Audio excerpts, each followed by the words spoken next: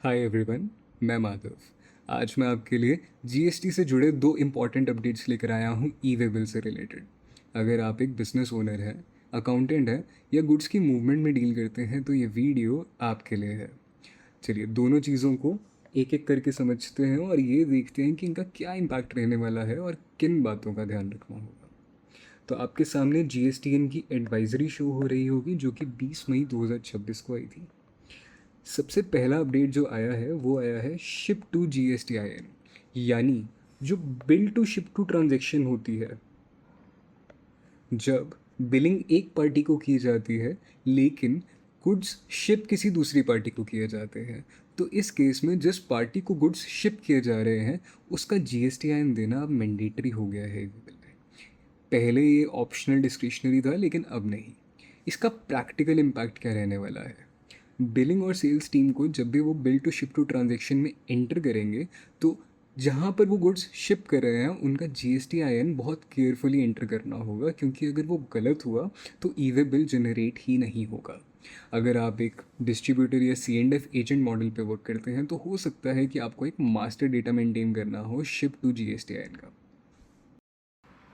और अगर आपका कंसाइनी अनरजिस्टर्ड है तो उस केस में URP के ऑप्शन को सिलेक्ट करना होगा। अगला अपडेट, दूसरा अपडेट आया है ई वे बिल क्लोजर फैसिलिटी का, जो कि वॉलेंटरी है। अभी वॉलेंटरी ई वे बिल क्लोजर फैसिलिटी लेकर आई गई है। जैसे ही आपकी गुड्स की डिलीवरी कंप्लीट हो जाती है आपको अपना ई वे बिल क्लोज करना होगा। कौन कर सकता है ई वे बिल क्लोज? तो सप्लायर, रेसिपिएंट, ट्रांसपोर्टर, कोई भी ई वे बिल को क्लोज कर सकता है।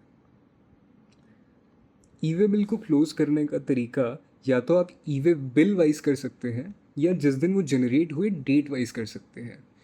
ई वे बिल जनरेट करते वक्त आपके पास अब एक ऑप्शन है कि आप वहाँ पर एक मोबाइल नंबर इंटर कर दें, जिसको यूज़ करके आप अपने ई वे बिल को क्लोज करवा पाएंगे। आपको लॉगिन करने की ज़रूरत नहीं होगी, ये एक ऑथराइज्ड नंबर बन जाएगा। और इस मोबाइल नंबर को अगर आपको मॉडिफाई करना है तो जैसे ही अगर आप किसी और भी तरह की मॉडिफिकेशन करते हैं, यानी व्हीकल अपडेशन, कंसोलिडेटेड ई वे बिल ऑपरेशन या एक्सटेंशन ऑफ वैलिडिटी, तब आप इस मोबाइल नंबर को भी अपडेट कर सकते हैं। अब बात आती है कि ये तो हमने जान लिया कि ई वे बिल कौन क्लोज कर सकता है, लेकिन कब क्लोज करना होगा। तो यहाँ पे जो हमारी टर्म यूज़ की जाएगी वो की जाएगी D+1। जैसे कि T+1 T+2 होता है, या D+1 कह देंगे हम, डिलीवरी+1। यानी कि सेम डे ऑफ डिलीवरी या इमिजिएटली सक्सीडिंग डे पे हमें ई वे बिल को क्लोज करना होगा।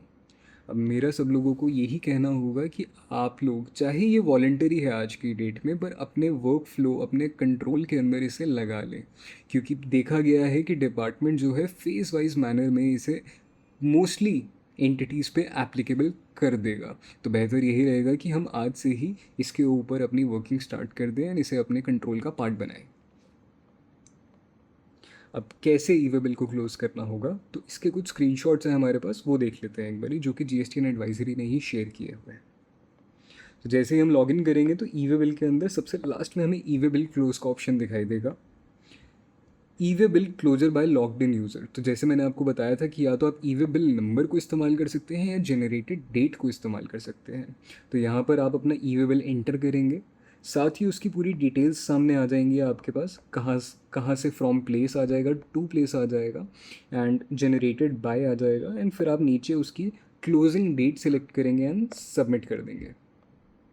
सेम प्रोसेस दिया गया है लेकिन अब वो जनरेटेड डेट से दिया गया है। उसके बाद ई वे बिल क्लोजर की बात करी गई थी, जब मोबाइल नंबर को यूज़ करके भी आप अपना ई वे बिल क्लोज कर सकते हैं। तो आपने यहाँ पर अपना मोबाइल नंबर एंटर करना है, जिस भी मोबाइल नंबर को आपने ई वे बिल जनरेट करते टाइम दिया था उस पर एक OTP जाएगा, एंड फिर उससे रिलेटेड जितने भी ई वे बिल्स होंगे वो आपको स्क्रीन पर दिख जाएंगे, एंड फिर आप उसे एक एक करके क्लोज कर सकते हैं। अब ये जो सारा प्रोसेस है, मोस्टली जो बिजनेसेस हैं वो एक सॉफ्टवेयर का इस्तेमाल करते हैं for E way bill generation.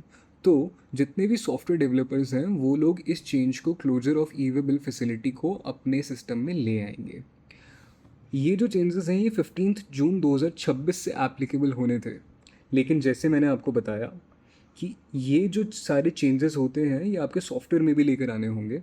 तो रिप्रेजेंटेशंस रिसीव करी गई from the trade ERP vendors GSPs की इंटीग्रेशन में कुछ डिफ़िकल्टी आ रही थी, जिससे GSTN टीम ने ठीक कर दिया है अब, और डेफर किया गया है इसकी एप्लीकेबिलिटी को, और अब ये 1 अगस्त 2026 से एप्लीकेबल होगा।